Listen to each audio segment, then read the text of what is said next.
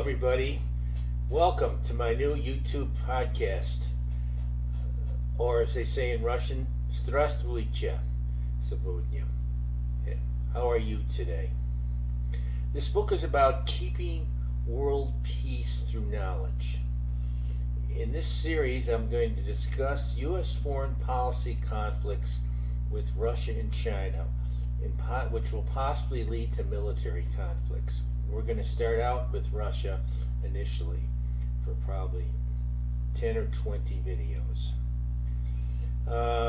It will comprise readings from my book and anecdotes from the news that I will discuss in relation to my take on things and current issues such as today the Russian and Ukrainian buildup in the Donbass region and the hostilities that are building in the Black Sea as Russian and NATO warships and aircraft tend to bump into each other, get too close to one another on reconnaissance missions. I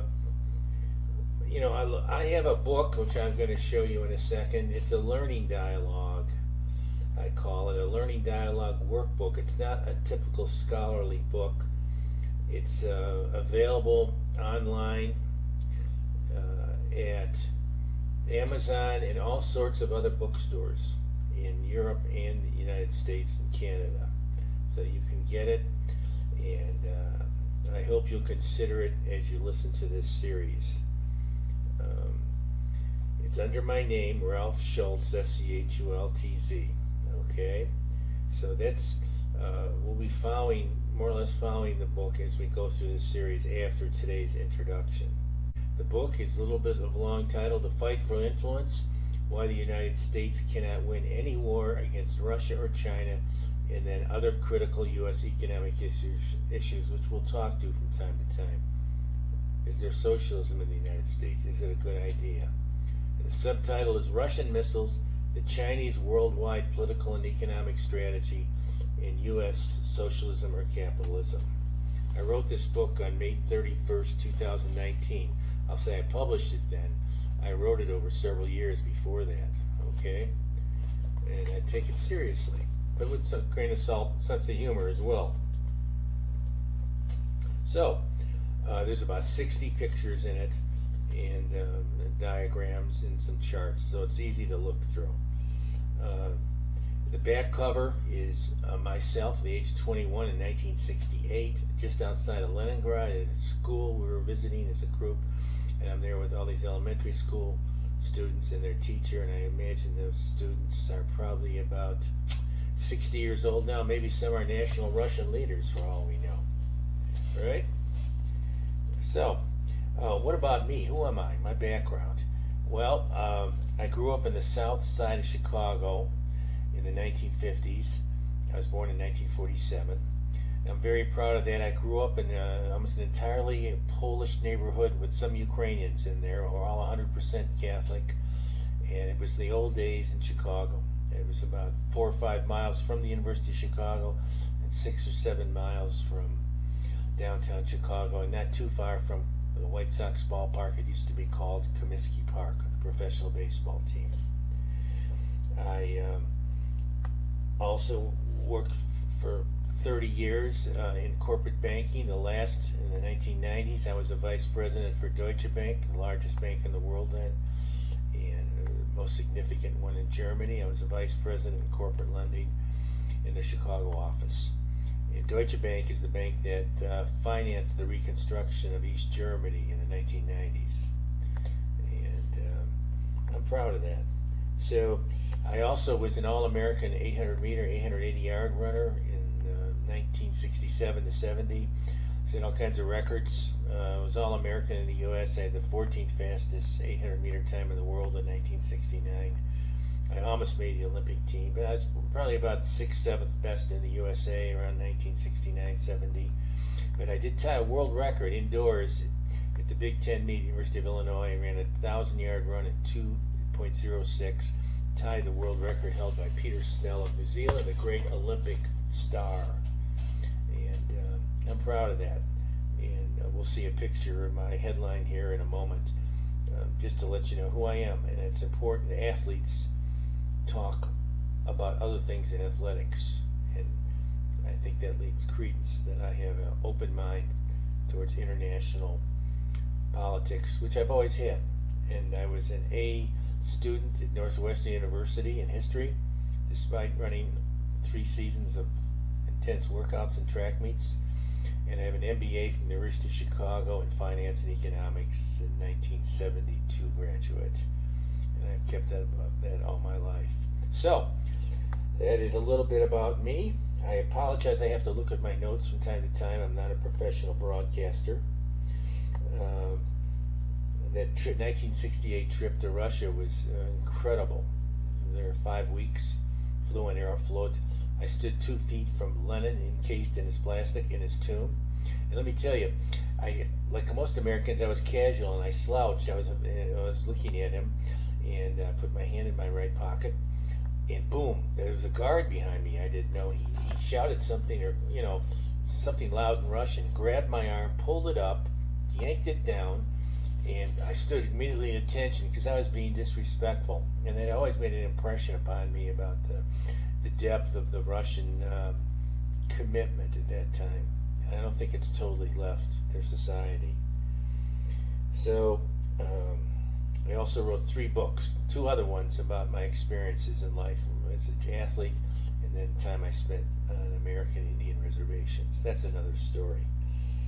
Okay, let's take a look at this U.S. picture on the Chicago Tribune and the headlines, and I hope you enjoy that.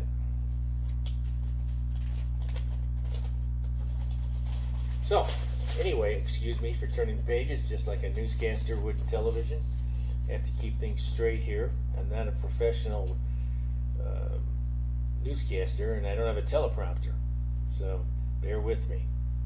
So one of my major concerns is that by not fully understanding the Russian geopolitical, historical circumstances and China, the U.S. will stumble into an unnecessary military conflict in the Black Sea or South China Seas, which is it's surely going to happen if the current trends continue. And the Biden administration, and they're good people, by the way, tries to spread democracy and U.S. influence too aggressively.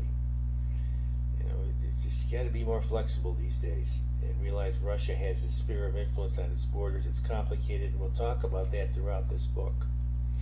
Remember, I'm trying to maintain balanced viewpoint, and it's not today in the U.S. news, by the way.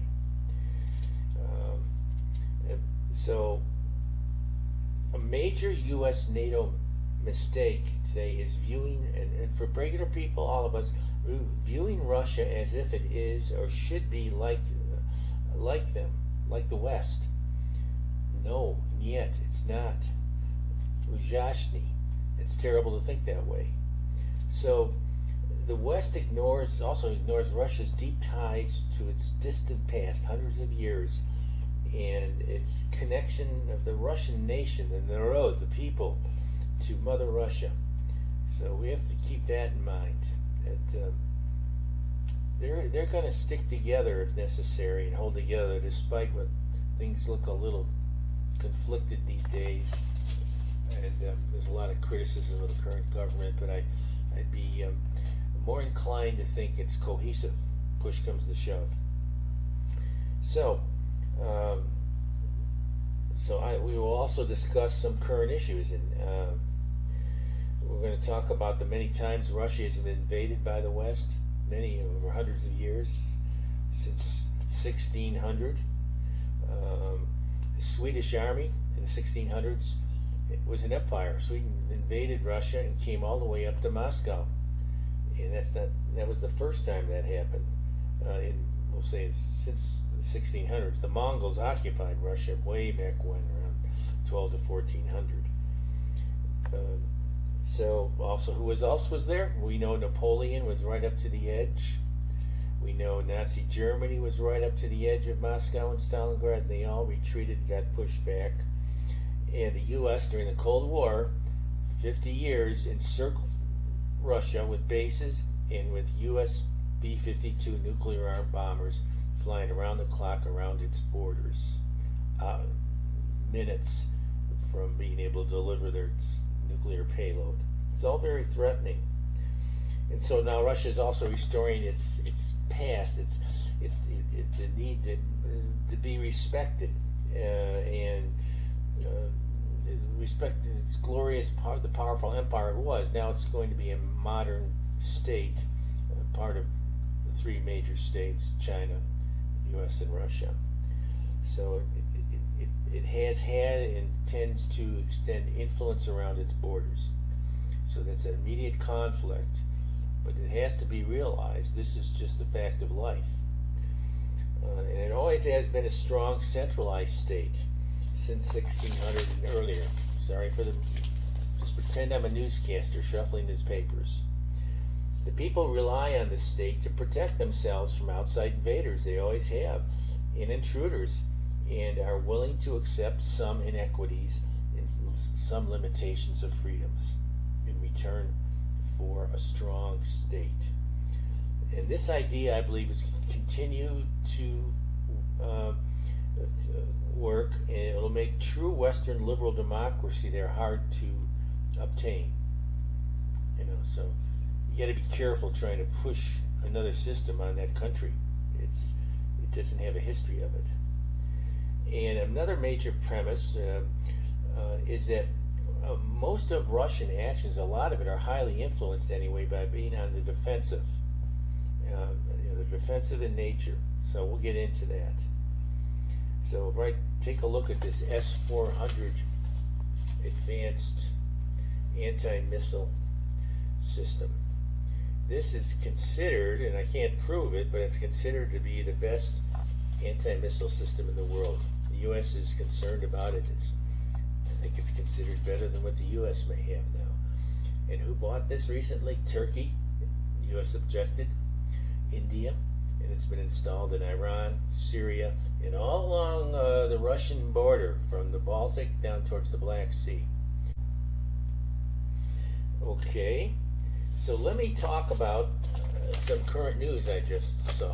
October 28th, 2021, very recently, there was on a podcast that I watched one afternoon, and I watch a lot of these podcasts. Tensions are high in the Ukraine, right? And in the Black Sea. And so the U.S. and the United Kingdom, and even a small NATO force of 4 or 5 ships, enter the Black Sea and go near the Crimean coast, which is a direct threat to Russia. They have their major base there in Sevastopol. 12 miles is the limit, and it seems to me, what I hear, the limit has been either penetrated or off too close for comfort as far as the Russians are concerned. So Russia has flown some aircraft near those ships to warn them, and has them followed by some of their small naval vessels that are armed, like they call them frigates. And the USS the USS Cook was there, another recent ship, and Her Majesty's Service, which is British, very advanced destroyer missile carrier, Dexter. So we have to realize what's going on there. So this is what happened at the podcast. So what was basically said is that the U.S. is hoping to create a permanent presence in the Black Sea next to the Russian coast. This is to protect Ukraine. This is because the West refuses to accept Crimea as part of the Russian state. Sooner or later you're going to have to face reality. It's been part of Russia for several hundred years until recently.